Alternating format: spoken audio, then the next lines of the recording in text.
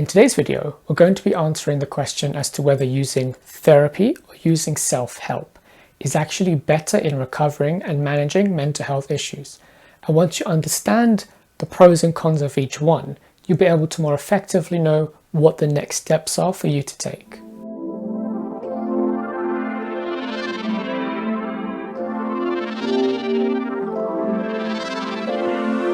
Hi, and welcome back to Mental Health Power.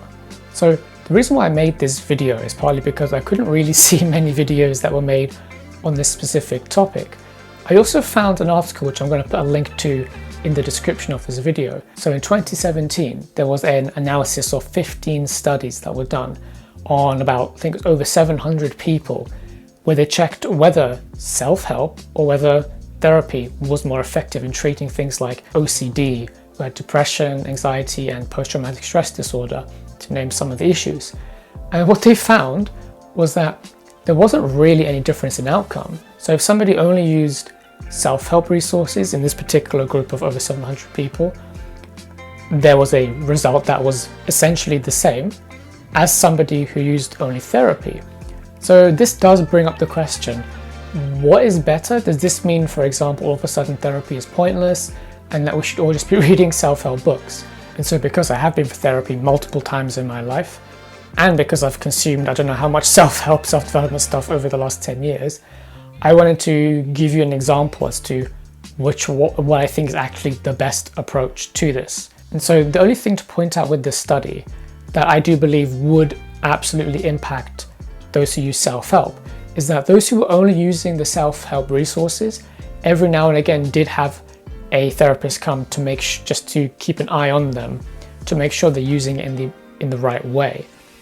So this is important because it really does lead to the conclusion we're going to give at the end. So when we say self-help, what do we really mean? So what we mean is self-directed and self-guided recovery process. And this is usually through things like books, through courses, through YouTube videos, for example. Like this is, I guess, kind of a self-help resource. Sometimes it can be through apps as well. Like there's loads of apps for this now. And so really this is a lot more easily available than a therapist. It's also way cheaper as well. The other thing is, for a lot of these resources, it's coming from first-hand experience, like with me in this channel.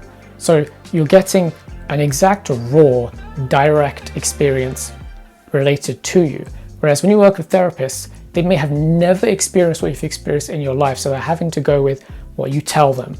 And as I mentioned in my other video, self-awareness, if you don't have enough self-awareness, especially because if you have all these symptoms going on, like with depersonalization, it's very difficult sometimes to really get what you want to say across to them. Whereas sometimes reading a book or talking to someone directly, watching a video where somebody explains it really clearly, now you have the resources to understand what's going on. So for example, with depersonalization, most of the therapists I saw had never worked with somebody who had depersonalization, so they really had to learn a lot, which is great, but some of them didn't learn, so it was very hit and miss. So that is one of the disadvantages of using therapists. It of course does depend on the therapist you use. So self-help in that regard is very useful because you get direct experience coming from someone, whereas therapists are relying on second or third hand information. Also, with self-help resources, if you do forget something, you can very easily just go back and read it again or watch the video again, for example. Whereas I did notice when I had really bad memory issues, I would learn things, but I wouldn't necessarily always be able to write them down, or I end up just completely forgetting what they said. So then the therapy would only be somewhat effective. So self-help in many ways is extremely useful and valuable, and it's not something that should be ignored. Now, what does this mean about therapy? Does this mean that therapy is pointless? Absolutely not. Therapy is absolutely vital. So when I say therapy, I'm referring to, because there are so many different types, but things like counselors, psychiatrists, psychologists, there are many different types of therapists, but I'm using the word therapist just to summarize all these different types. And so the main thing that therapy gives that self-help cannot is the direct human contact, direct human connection that we need. I know some of us like to believe that we don't need human connection. No, 100% we do. It is literally required for our survival. it has been argued, and I would probably agree now, that the number one need we have as a species is connection. So it's not food, it's not sleep, it's not water, for example. Yes, those obviously are extremely important, of course, but I would argue above that is human connection, because when we don't have connection, you'll see what happens when people experience isolation. Everything else within them eventually fails, because I would argue that's the number one thing we need.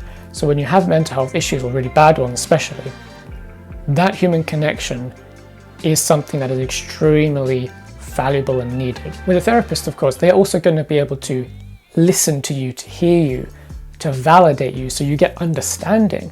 And so for a lot of people who are experiencing really bad mental health issues, they may not get that from the people around them if they have people around them that just don't understand. And so this is somebody who validates, understands, and can empathize with them. And sometimes that's often all we really need.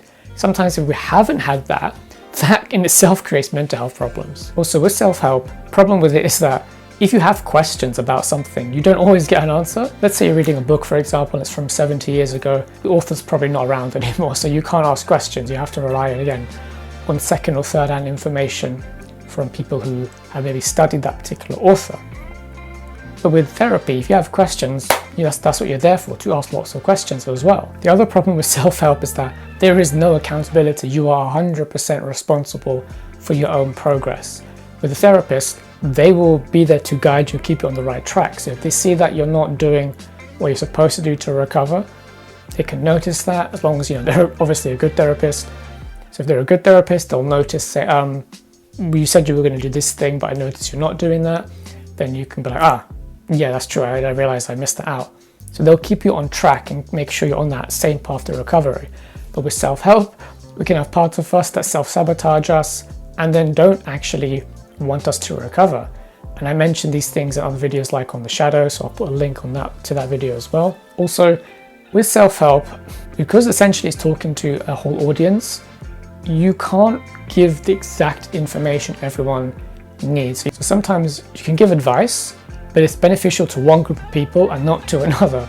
And so this can create problems. That's why I had to do a clarification on another video to show, yes, some things apply in some circumstances, but not in others. So with self-help, someone can be reading a book and they can take the advice, but it might not work because that particular advice isn't for them specifically, but for another group of people. So with a therapist, of course, they can specifically give you exactly what you need, which can massively speed up the recovery process, because you can spend years absorbing self-help stuff. You can spend years watching hundreds and hundreds of videos, but you may not actually know exactly what you need to recover. A therapist who's experienced will know, yep, you need this thing, I'll just give it to you, tell you what you need to do. So they can essentially personalize to your needs. And the biggest reason why therapy is better than self-help is because a therapist can see your blind spots. Self-help cannot. It's entirely based on you. So I guess that's connected to accountability. So you need somebody objective, a third party, who understands how people work. So they'll know, for example, that we won't see things we don't want to see about ourselves, right? That's our shadow aspect I mentioned in the video on the shadow. So we can think we're doing all the right things, but we might be doing the exact opposite to what we need to do. So a therapist can point out your blind spots. So like I spent years absorbing all this self-help material, expanding self-awareness, and yet I would still see a therapist and they would still point things out about myself I didn't realize, because we can't always see everything about ourselves. It's basically impossible. We need that mirror. So you could say a therapist will be that mirror that helps us to see the reflection of ourselves that we can't see. And so what is the answer then? Is self-help better or is therapy better to go for? And the truth is, you probably guessed, because I kind of gave it away in one of the last things I said, really you need to use both.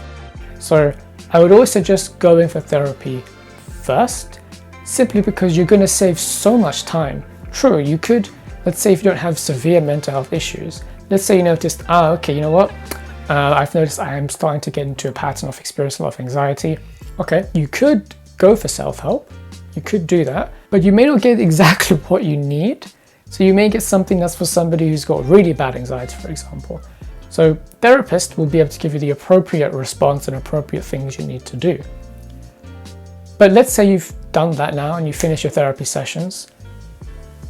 Now what will you do? Now you are responsible for taking the action that they gave you. So let's assume that you do, but in doing this you discover actually there are more underlying issues you didn't know you had. And let's say now there are going to be several months before you can go for therapy again. Well, what should you do? You shouldn't just stop and just say, okay, I'm just going to wait. No, you should go and look for answers. Talk to people who've had similar experiences, look for self-help resources. So you could say self-help is a really good thing to use as a supplement in between therapy. Because my experience with therapy has been, I've been to some therapists who literally gave not good advice, gave the wrong advice. But I've also been to therapists who have given incredible advice I would have never thought of in a million years. And so what I noticed was each time I went for therapy, in between I was also doing self-help and I was gaining more and more self-awareness. So this meant each time I went for therapy, the sessions were better and better, and I actually got a lot more out of it. So the last therapy I went to years and years ago was the most successful therapy I had. And that's because I had done a lot of self-help work. So it meant I had a lot more to bring to the table. So there was a lot of things I was aware of, for example, that I knew could come up, which meant when it did come up, I wasn't surprised, as an example. So really think of it like as you would physical therapy. So if you had, let's say, a problem with your leg, you'd go to the doctor, they'd give you advice on what to do. But let's say that advice only took you so far. You'd probably go online, you'd probably speak to other people, maybe read books to investigate what is going on in my leg. Is there something else I need to think about? And then maybe you'd go to another doctor who'd give you, maybe they're more of a specialist, and they'd give you maybe better advice. But without that self-help bit in the middle, you wouldn't have known that. Just as if I didn't do both therapy and self-help together and make them work together, I would have never recovered. So you'd really need both, and that's really the conclusion. So thank you for watching. Don't forget to hit the like button and subscribe, and I'll see you in the next video. Take care.